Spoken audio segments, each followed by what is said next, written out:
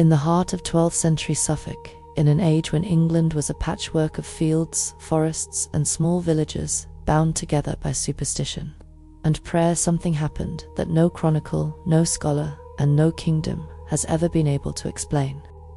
It began in the village of Woolpit, a quiet settlement surrounded by farmland and dense woodland, where life followed the same rhythm for generations.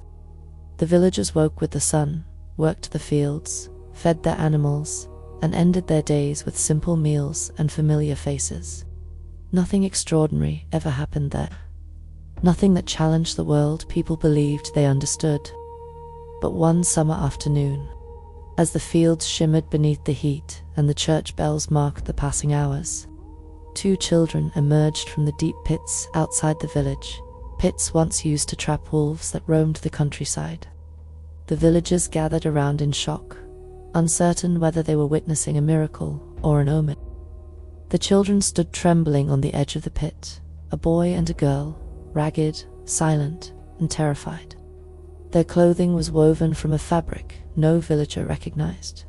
Their speech was unlike any language in England, and their skin, their unmistakable green skin, glowed faintly in the sunlight, as if the color came from within, not from dirt or sickness.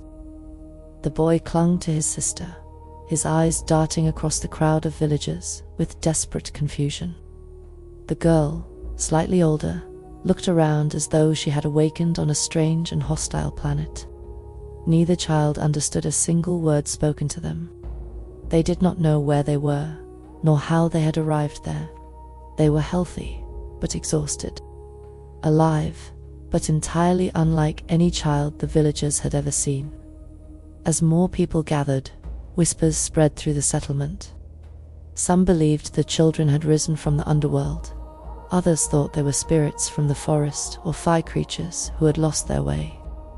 A few believed they were simply sick or malnourished. But none of these explanations answered the most unsettling detail of all: their skin. The children were taken into the home of Sir Richard de Callan, a local landowner, who offered shelter and food. Yet even then, the mystery deepened. The villagers offered bread, meat, and fruit, but the children refused every bite. They recoiled from the food as if it were inedible or unfamiliar, communicating their fear through gestures alone. For days, they ate nothing, their strength fading. The villagers feared they would die before anyone could understand who they were or where they had come from. Then, just when all hope seemed lost, the children found something they recognized: raw, uncooked beans pulled fresh from the fields. They devoured them with desperate hunger, as though beans were the only food they had ever known. That moment convinced the villagers that these children did not come from anywhere within England. People in Woolpit ate beans, yes, but they cooked them. These children behaved as if they had never seen cooked food in their lives. As the days passed, they slowly began to adjust. The green color of their skin remained, but faintly, and their fear softened into curiosity. The girl, stronger than her younger brother, began to imitate the villagers' words, learning English piece by piece with remarkable speed. The boy remained quiet and fragile, as though the journey that had brought them to this world had taken more from him than anyone realized. It was only when the girl finally learned enough English to describe where they had come from that the true depth of the mystery became clear. She spoke of a place that defied every map and every kingdom known in that century. A place she called St. Martin's Land, a world where the sun never rose fully, where the light was always dim and green, where the people lived in twilight. She described a land separated from ours by a great river, where strange music had led her and her brother into darkness.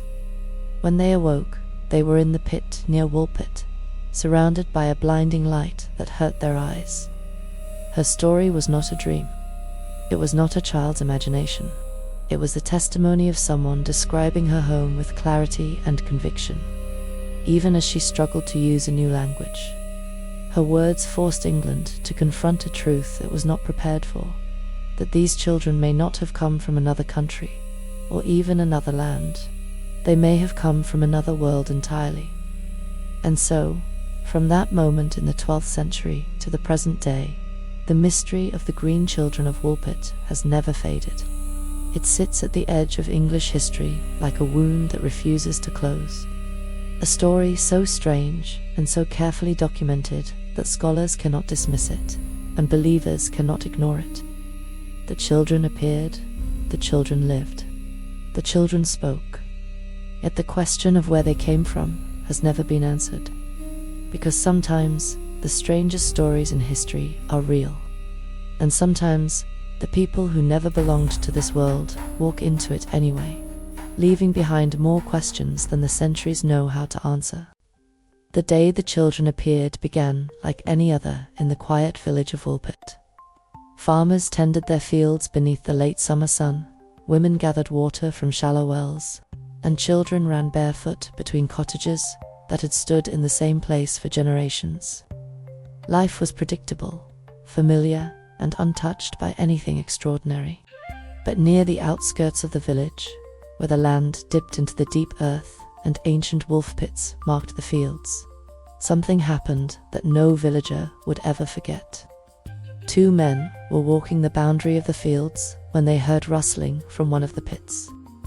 At first they believed an animal had fallen in a fox or perhaps a stray sheep, since the pits were deep and difficult to escape. But when they approached the edge, the sight below made them stumble backwards in shock. There, crouched in the darkness, were two children, pallid, trembling, and utterly foreign to anything they had seen.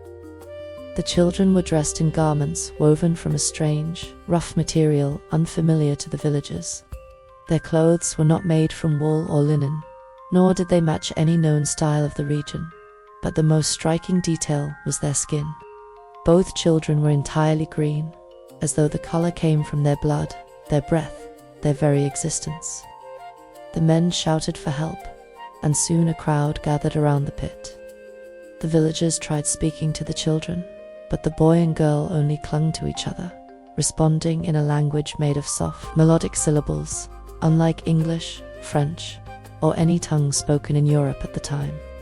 They looked up at the villagers with wide, frightened eyes, clearly unable to understand a single word. The villagers lowered ropes and managed to pull the children out. But once above ground, the siblings cried and tried to run, only to collapse from exhaustion. They had been wandering for too long. They had been afraid for too long. Once the initial shock faded, the villagers guided the children gently into Woolpit, their green skin drawing whispers from every doorway and street. Mothers shielded their children. Old men muttered prayers against fire spirits. The village priest crossed himself repeatedly. No one knew what these children were.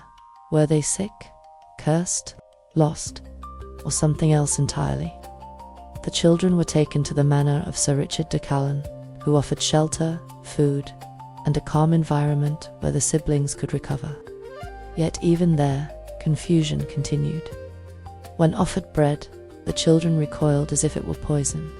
They refused meat, fruit, vegetables, and anything cooked. Days passed without them swallowing a single bite. Their strength wavered, and the villagers feared the strange newcomers would die before the first questions could be answered. Then one afternoon, while wandering through the manor gardens, the girl spotted freshly cut beanstalks drying near the fields. She ran to them with desperate hunger, tearing open the pods and devouring the raw beans inside.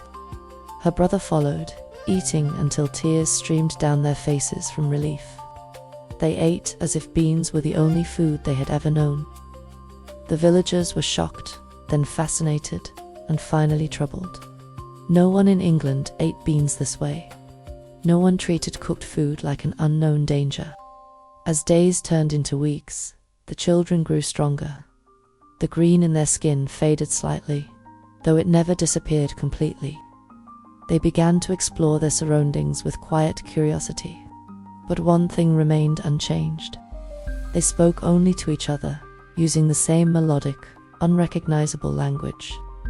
Every attempt to understand them ended in confusion. The villagers began to accept the children's presence, but the mystery remained as sharp as ever. No one had seen them arrive. No one knew where they had come from. No village nearby had reported 2 missing children. No region in Europe claimed to speak a language like theirs. And Greenskin, in an age with no knowledge of rare illnesses or dietary deficiencies, suggested something far beyond natural explanation. The day the green children emerged was the day Woolpit became more than a village. It became a question, and one that England has never been able to answer. Once the children had regained some of their strength, Sir Richard de Callan summoned priests, scholars, and anyone in the region who might recognize the strange language the siblings spoke. In 12th century England, foreign tongues were not entirely unknown. Traders brought French, Flemish, and Latin into the ports. Travelers carried the languages of distant kingdoms. Even the church held knowledge of dialects from far across Europe. Yet when the green children spoke, their words cut through the air like a song no one had heard before. Their sentences rose and fell in soft, flowing rhythms, more musical than structured, more melodic than conversational. It was a language that seemed to belong to no people on earth. The villagers watched as the boy and girl attempted to communicate. They gestured with their hands, pointed to objects, and repeated words as if hoping desperately to make themselves understood. But every attempt ended in confusion. The children would look to each other, whisper rapidly in their own tongue, and then fall silent, realizing that no one around them could bridge the gap between their world and this one. At times, the boy would become overwhelmed, covering his ears and crying as if the English voices around him sounded harsh or painful. The girl would hold him close, her voice soothing and gentle, speaking in a language that felt impossibly old and entirely foreign at the same time. As the weeks passed, the girl showed a remarkable ability to learn. She began picking up simple English words, repeating them with careful interest, testing their shapes as though they were strange stones she had never seen before. The villagers marveled at how quickly she adapted, copying sentences and adjusting her pronunciation with surprising accuracy. The boy, however, struggled. His health declined early on, his appetite weak, his energy fading. His attempts to learn English were half-hearted, fragmented. He remained bound to his sister and to the language that shaped their first home. It was as if he carried more of their past than she did, and the burden weighed too heavily on him. Sir Richard began to question the siblings gently, hoping to uncover any clue about their origin. At first he received only confused gestures and unfamiliar sounds, but gradually the girl's English improved enough for her to form basic phrases, then childlike sentences. Her voice trembled when she spoke of home, not because she feared the villagers, but because she feared the memory. It was a place she longed for, yet could never return to. The first detail she shared was the one that silenced the entire room. When Sir Richard asked where she and her brother had come from, she answered with words that chilled the listeners more deeply than her green skin ever had. "We come from the land of St. Martin," she said, "a place where the sun never shines." The villagers exchanged uneasy glances. No such land existed on any map. No kingdom in Europe remained in eternal darkness. Yet the girl insisted. She described her home as a twilight world, wrapped in a green half-light, where shadows were long and the horizon glowed dimly, as though the sun were trapped behind a veil.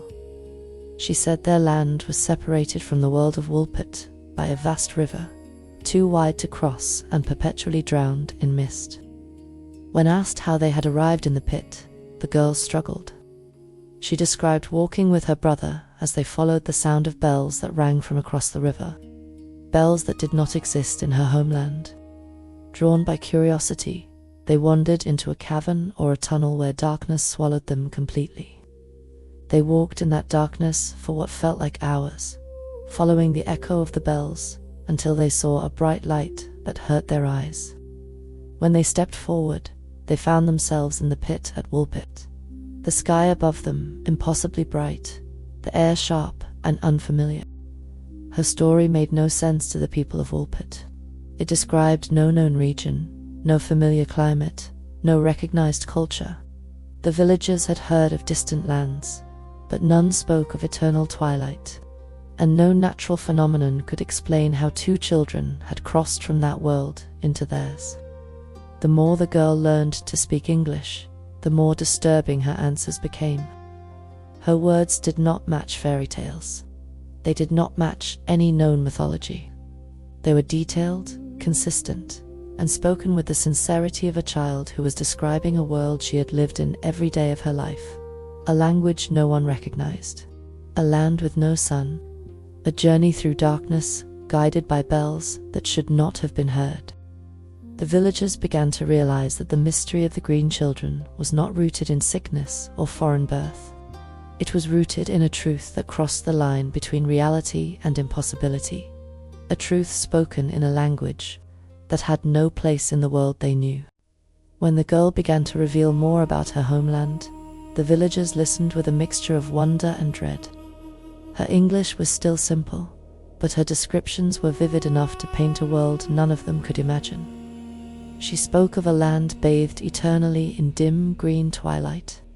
Not night, not day, something in between. A muted glow shimmered across the horizon, as if the sun were trapped behind a thick veil that refused to lift. Everything in her world existed in that strange half-light. The fields, the forests, the riverbanks, all colored by the greenish hue that seemed to mirror the children's own skin. In the 12th century, there was no understanding of atmospheric anomalies or distant climates. To the people of Woolpit, a world without sunlight was as strange as a world without air.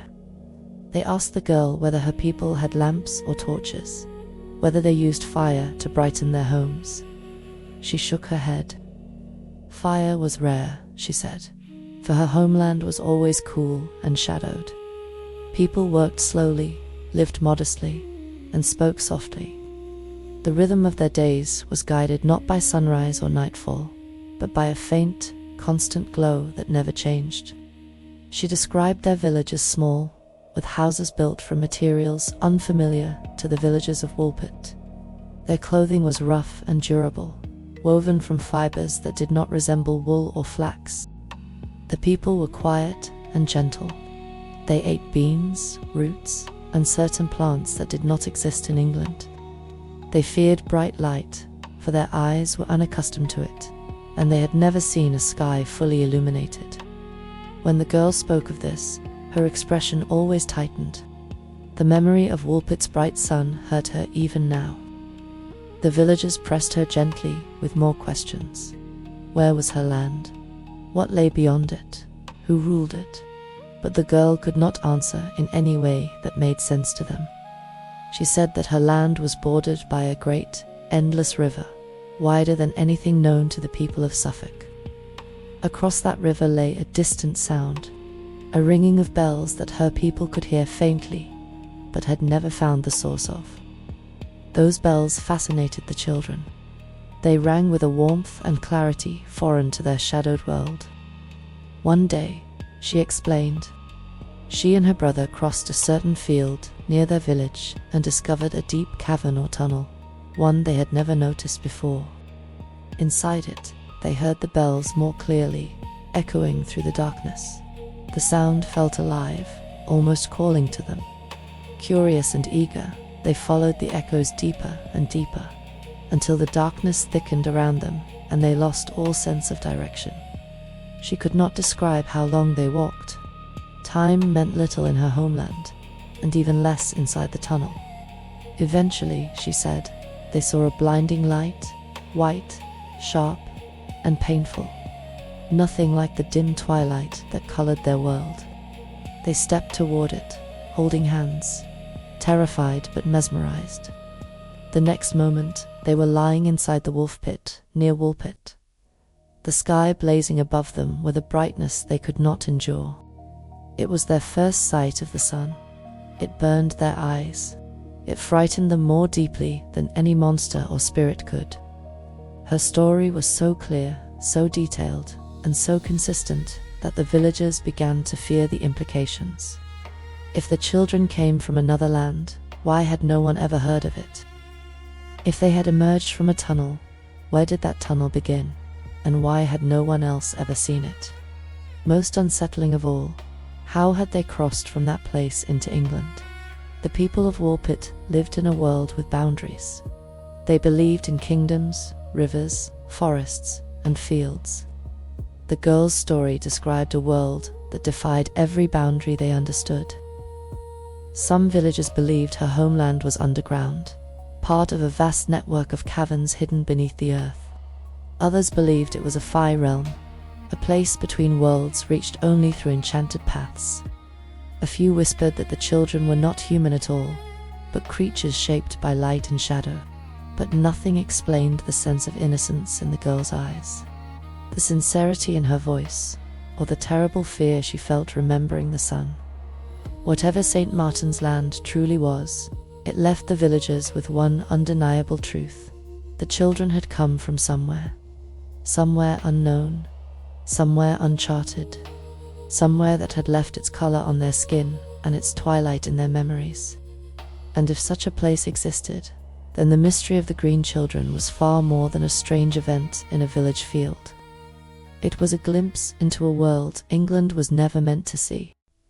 As the children settled into life at Sir Richard de Colin's manor, the villagers watched them closely, hoping their strange origins would gradually reveal themselves.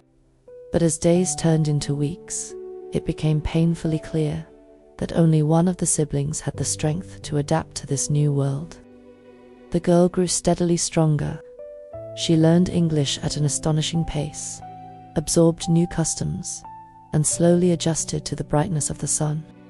Her skin, once dark green, began to fade into a more natural tone, though a faint tint never left her completely. She embraced this world with a kind of cautious bravery, as though she understood that survival depended on becoming part of the village around her. The boy, however, struggled in a way no one could ease. From the moment they arrived, he seemed weakened, not by injury, but by something deeper, as if the crossing from his homeland had taken more from him than anyone could see. He rarely spoke, even to his sister.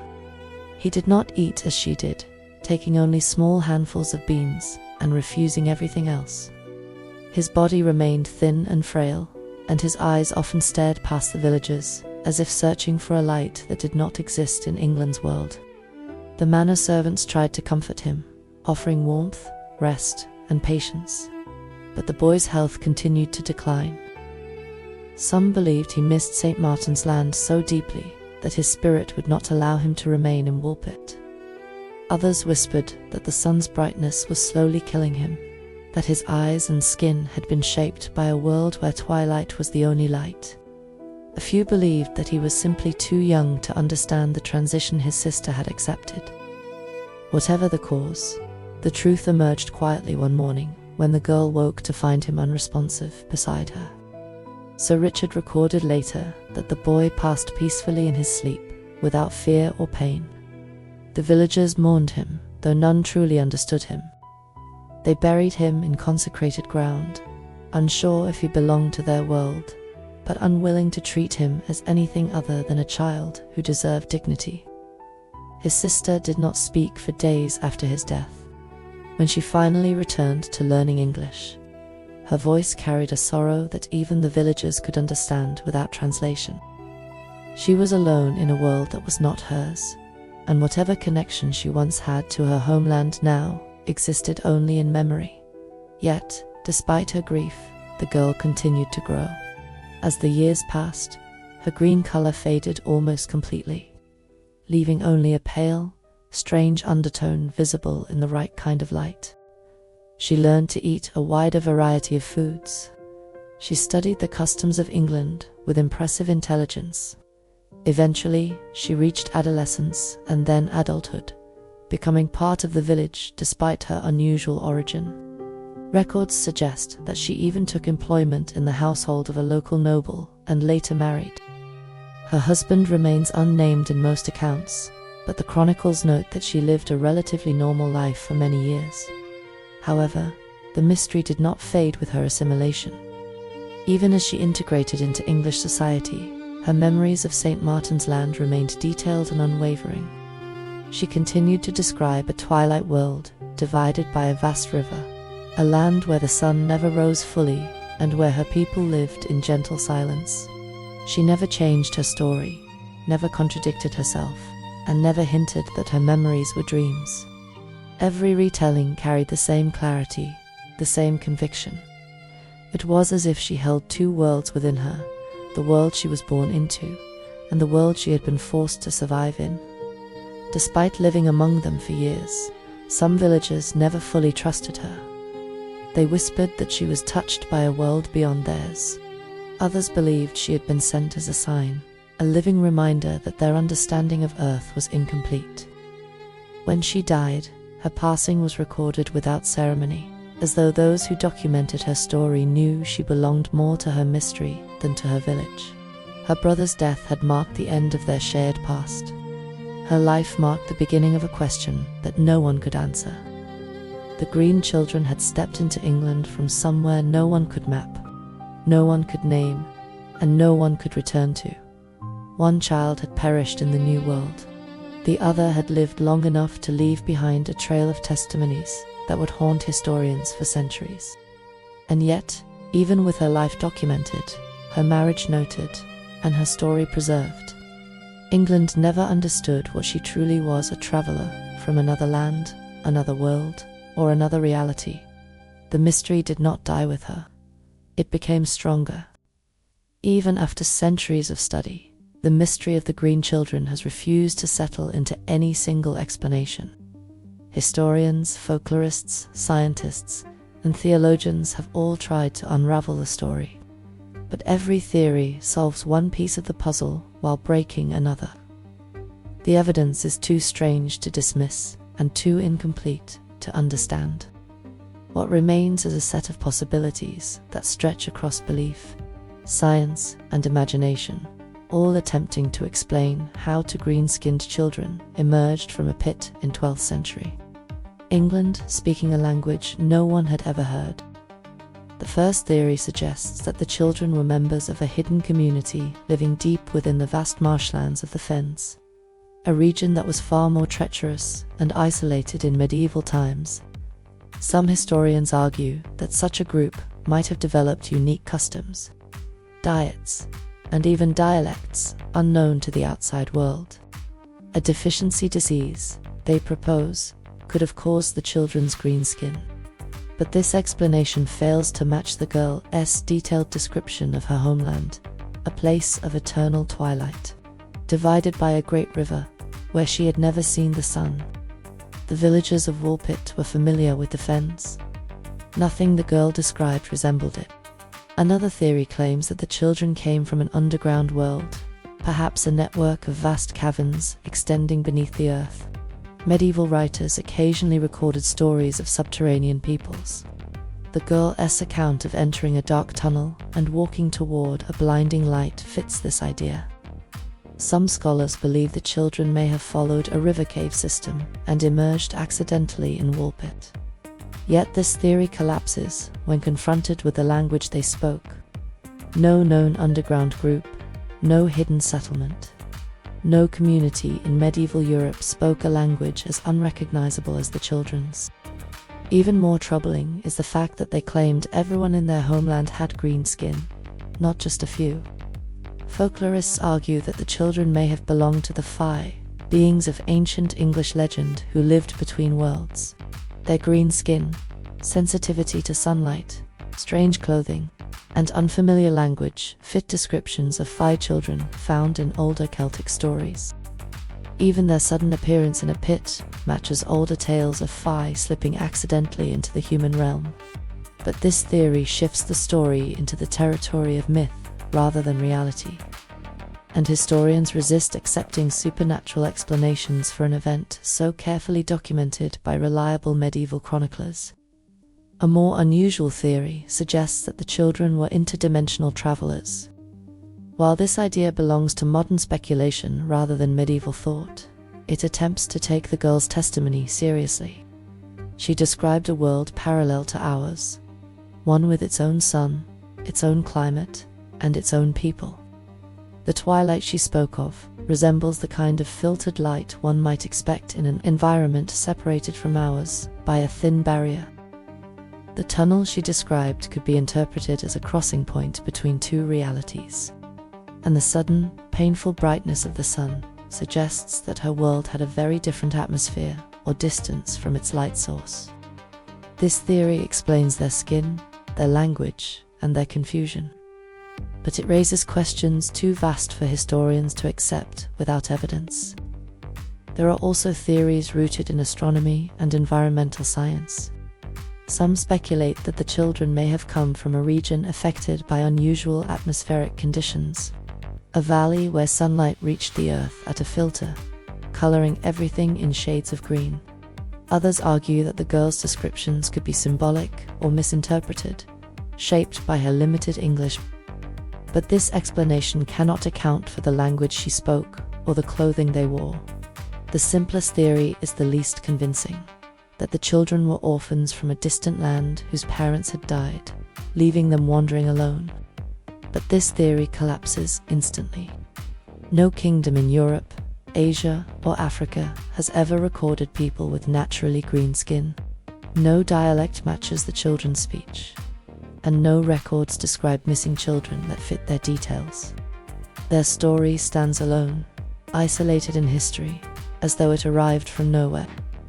Every theory answers a part of the mystery, but none answers all of it. Some explain their skin, but not their language. Others explain their language, but not their journey. A few explain their story, but not their appearance. After hundreds of years, the green children of Woolpit remain suspended between worlds, between fact and legend, history and myth, reality and the impossible. Their story forces one uncomfortable question into the open. If these children truly came from another realm, how many other worlds lie beside our own, unseen and unreachable? Nearly 9 centuries have passed since the day 2 green-skinned children stepped into the sunlight of Woolpit. Yet their story remains lodged in England's history, like a thorn that time cannot remove. Unlike many medieval legends twisted by rumor or corrupted by retelling, the account of the green children is unusually consistent. Chroniclers wrote it down carefully. Witnesses described what they saw with clarity. Their existence was never treated as fantasy or superstition. They were real, they were alive, and they left behind a mystery that has never dimmed. What unsettles historians most is not what the villagers saw, but what they could never prove. The children's strange clothing, their refusal of normal food, their unfamiliar language, their fear of sunlight, and their unwavering memories of a twilight world all form a pattern that does not fit inside any single explanation.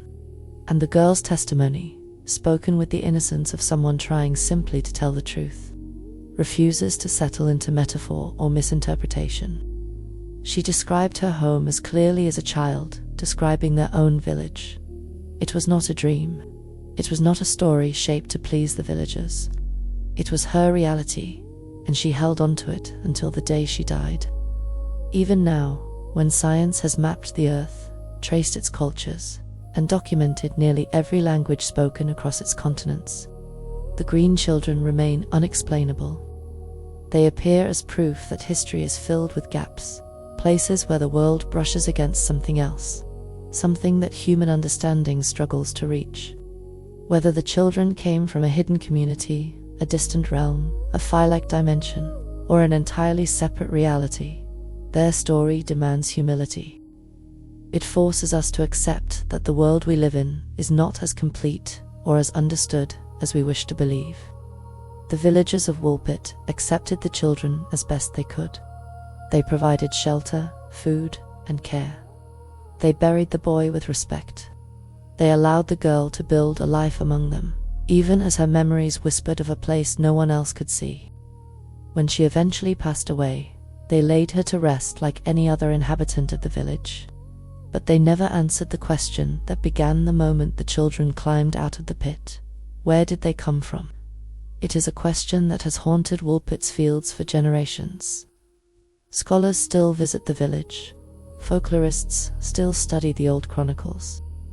Tourists still walk the land where the pits once lay, staring into the grass as though expecting something impossible to climb out again.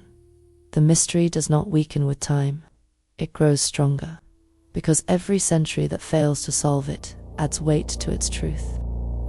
Perhaps the most chilling thought is not that the children arrived from another land, but that such a land might still exist, hidden, parallel, quiet, and unaware or uncaring of the world that stretches beside it.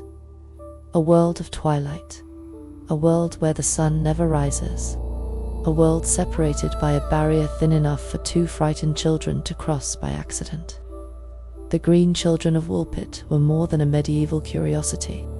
They were a reminder, a whisper from the edge of reality that there are borders humanity has never crossed, forces it has never measured, and stories that refuse to die because they come from a truth greater than the pages of history can hold. And so, the mystery remains, unbroken, unanswered, unforgettable, because some stories are not meant to be solved.